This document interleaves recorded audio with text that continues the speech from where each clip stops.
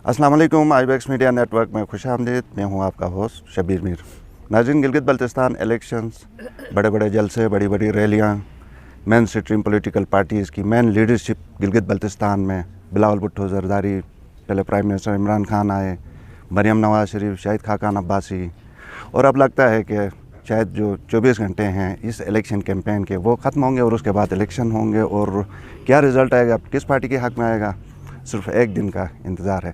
आज हमारे साथ इस खुसूसी प्रोग्राम में मरियम नवाज शरीफ हमारी ख़ास मेहमान है। मरियम साहिबा, थैंक यू सो मच। बहुत हेक्टिक आपका यहाँ पे शेड्यूल था और आपने बड़े बड़े जलसे किए, 4 बड़े जलसे थे। अल्हम्दुलिल्लाह। वजह क्या थी? शुक्रिया।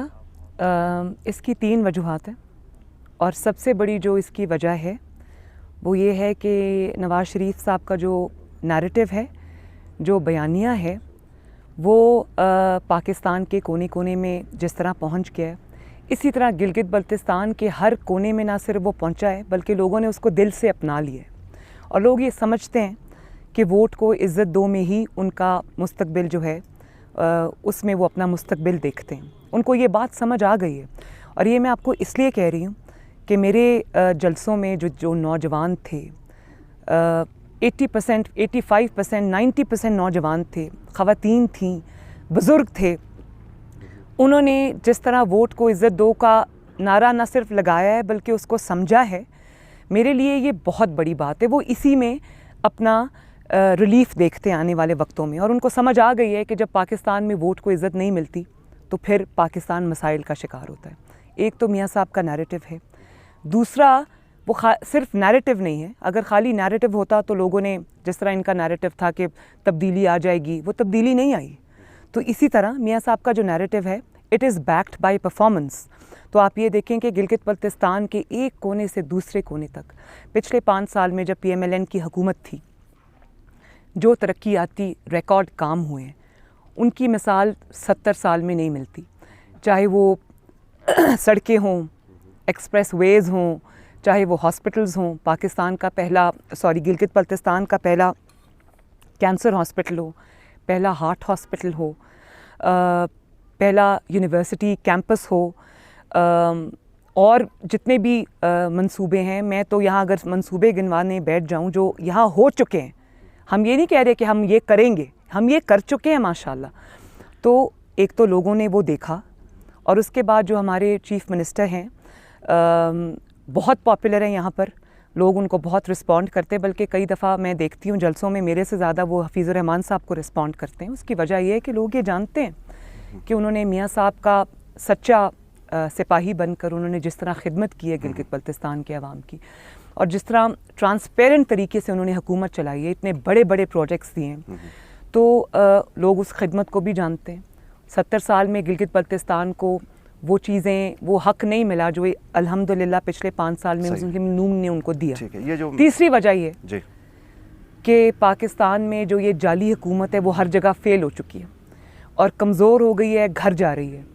और जिस तरह उन्होंने भूख, नंग, इफलास, रोज़गार छीने, कारोबार तबाह किए, पाकिस्तान को बदहाली का शिकार किया, गिलगित बल्तिस्तान के अवाम ने वो भी देखा है। ठीक है। तो ये जो 3 चीज़ें हैं, इन्होंने आज ये जो एक इतनी बड़ी सपोर्ट है मुस्लिम लीग नून के लिए, ये तीनों फैक्टर्स इसके पीछे। सही आपने कहा, वफाकी हुकूमत घर जाएगी, हो सकता है जाए ना जाए, और कब जाए इसके ऊपर आते हैं। लेकिन इससे पहले ये जो बड़े जलसे, 4 जलसे हैं, क्या ये वोट में ट्रांसलेट होंगे आपके ख्याल में? इंशाअल्लाह ताला। क्योंकि देखिए, जलसा बड़ा होना कोई बहुत बड़ी बात नहीं है।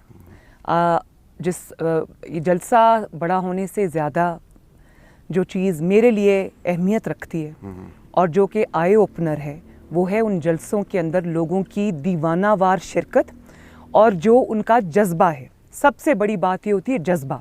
आप लोग इकट्ठे कर सकते हैं, आप उनके अंदर जज्बा पैदा नहीं कर सकते। जो जज्बा मैंने यहाँ पर देखा है, चाहे वो हुंजा हो, चाहे वो गांचे हो, चाहे वो सकरदू हो, या वो गिलगित हो, या वो कोई भी दियामिर हो, कोई भी इलाका हो, जो मैंने जज्बा यहाँ पर देखा है, मैं खुद हैरान हो गई। मैं फ्रैंकली एक्सपेक्ट नहीं कर रही थी। तो वो जज्बा, अगर वो नंबर्स ट्रांसलेट नहीं होते, वो जज्बा ज़रूर होगा ट्रांसलेट, क्योंकि लोगों ने दिल से अपना लिया इन चीज़ों को। इंशाअल्लाह ताला ये धांधली कर ली इन्होंने, जो प्री पोल रिगिंग करनी है, अल्लाह ना करे इनको कोई तौफीक हो कि ये पोलिंग डे पे भी अपना तमाशा लगाएं। और अगर खुदा न खास्ता कोई राय मुसल्लत करने की कोशिश की गई जीबी के ऊपर, तो मेरा नहीं ख्याल कि उसको लोग एक्सेप्ट करेंगे। अभी तक जो इवेंट्स होते आ रहे हैं सीरीज़ में, गन्नापुर साहब, इमरान खान साहब और यहाँ पे चीफ इलेक्शन कमिश्नर के ऊपर बहुत सारे सवाल उठ रहे हैं, आप फिर भी समझती हैं कि इलेक्शन फेयर होंगे, या कि अभी से आप माइंड बना चुके हैं कि नहीं ये तो बिल्कुल होना नहीं है इन चीज़ों की वजह से? देखें, अब इस सवाल से बात आगे निकल गई, क्योंकि प्री पोल रिगिंग जो हुई है वो पूरी दुनिया ने देखी है। अब मैं उसको अगर रिकाउंट करना शुरू कर दूं तो आपके पूरे इंटरव्यू का टाइम निकल जाएगा, क्योंकि वो बहुत ज़्यादा अंबार लगे हुए हैं और पूरी दुनिया ने देखा। इलेक्शंस डिले इसीलिए हुए हैं कि मुस्लिम लीग नून का ज़ोर था यहाँ पर, और कैंडिडेट्स हमारे ले लिए, और मांगे के कैंडिडेट से जिस हुकूमत को मुस्लिम लीग नून के कैंडिडेट्स की ज़रूरत पड़ जाए अपने आप को रेलेवेंट करने के लिए, तो आप उसका आलम देख लें कि उसका क्या ग्राउंड पे सिचुएशन होगी, कि मुस्लिम लीग नून चाहिए उनको अपने आप को रेलेवेंट रखने के लिए इस सूबे के अंदर। फ्रैंकली मैंने जितने दौरे किए, मैं यहाँ पर बहुत दिन से हूँ, मैंने पीटीआई की कोई प्रेजेंस नहीं देखी ग्राउंड पे, और ये मैं बिल्कुल हल्फन ये बात कहती हूँ कि मैंने उनकी प्रेजेंस नहीं देखी। उनके इलेक्शन ऑफिसेस खाली हैं, उनका कोई जलसा नहीं है, उनके कोई जुलूस नहीं। मैं हुकूमती जलसे जुलूसों को जुलूस और जलसा नहीं समझती। और आपने जहाँ तक इलेक्शन कमिश्नर की बात की, उनसे मैं ये रिक्वेस्ट करूँगी कि वो अपनी आइनी और कानूनी हदूद में रहकर अवाम की खिदमत की ज़िम्मेदारी अंजाम दें, वरना अगर वो इस हकूमत के या एजेंसीज़ के आलाकार बने और उन्होंने कोई गड़बड़ करने की कोशिश की, जो कि वो कर रहे हैं, तो अवामी गैज़ो गज़ब का निशाना बनेंगे, और ये मैं नहीं चाहती। ये किस तरह बनेगा? क्या गिलगित बल्तिस्तान के ऊपर कोई पीडीएम तर्ज की कोई सेटअप होगा, कोई अरेंजमेंट होगा? अब ये तो रिजल्ट आएगा, इलेक्शन का जब रिजल्ट आएगा तो देखेंगे इंशाल्लाह। ये कबल अज़ वक्त बात है। ठीक है। बाद लोगों का ये कहना है कि अगर आप, लेकिन मैं गिलगित बल्तिस्तान के अवाम को आपकी चैनल की वसातत से ये रिक्वेस्ट करना चाहती हूँ कि जब आप शेर को वोट दें तो पूरी कुव्वत के साथ दें, ताकि शेर को किसी और की ज़रूरत ना पड़े आपकी हुकूमत, आपकी खिदमत के लिए हुकूमत बनाने की।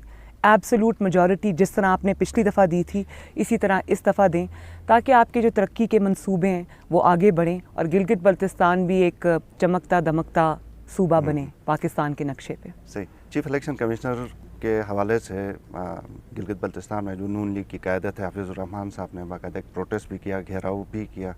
क्या आप समझती हैं कि पीपल्स पार्टी के साथ कल आपकी बिलावल भुट्टो के साथ एक मीटिंग भी हो गई, क्या गिलगित बल्तिस्तान में भी कुछ इस किस्म की मुज़ाहमत के बारे में कोई आपके डायरेक्टिव्स अपनी टीम के लिए? देखिए, मैं अपने कैंडिडेट्स को और हमारे जो चीफ मिनिस्टर हैं हफीज़ुर रहमान साहब, उनसे भी मेरी ये बहुत बार बातचीत हुई है, क्योंकि हम घंटों के सफ़र पे इकट्ठे होते थे, कि हमारे जो पोलिंग एजेंट्स हैं उनको ना सिर्फ ट्रेन करें, बल्कि उनको कहें कि धांधली के आगे डट जाएं। अगर वो देखें कि कहीं धांधली की कोशिश हो रही है तो उसके ऊपर रिएक्ट करें, और अपना जो रिज़ल्ट है अपने सामने खड़े होकर वोट्स उनकी काउंटिंग करवाएं। रिज़ल्ट वहाँ से लिए बगैर सिग्नेचर्स के साथ अपने पोलिंग स्टेशन से मत निकलें, और इलेक्शन डे धांधली को रोकने की पूरी कोशिश करें। और मैंने आवाम को भी ये मैसेज दिया अपने हर जलसे के अंदर कि जहाँ धांधली होती देखो, आपके पास आजकल हर इंसान चलता फिरता कैमरा है, उसके पास मोबाइल फ़ोन है, अपने फ़ोन से वीडियोस बनाओ और उनको अपलोड करो ताकि लोगों को इनका चेहरा नज़र आए। और प्री पोल रिगिंग जितनी हो गई। अगर इन्होंने अब पोस्टल बैलेट्स के थ्रू ये सब काम होने की कोशिश हो रही है, अब मुझे पता चला है कि पोस्टल बैलेट्स के अंदर उन सब लोगों के नाम है जो इस दुनिया से जा चुके हुए हैं, और जो सरकारी मुलाजमीन भी नहीं हैं उनके भी नाम उनमें शामिल है। तो ये तरीके हैं। अगर आपने कोई ज़बरदस्ती का एक फ़ैसला, जिस तरह आपने 2018 के इलेक्शन में पाकिस्तानी अवाम के ऊपर थोपने की कोशिश की थी, और वो 2.5 साल के बाद आज वो सारा निज़ाम ज़मीन पर आ गया, तो जब जो निज़ाम 2.5 साल में ज़मीन पर आ गया, तो गिलगित बल्तिस्तान में अगर आपने वो हरकत करने की कोशिश की तो लोग इस पर रिएक्ट करेंगे। हमारे पास मुझे लगता है बहुत टाइम की कमी है, इशारे आ रहे हैं।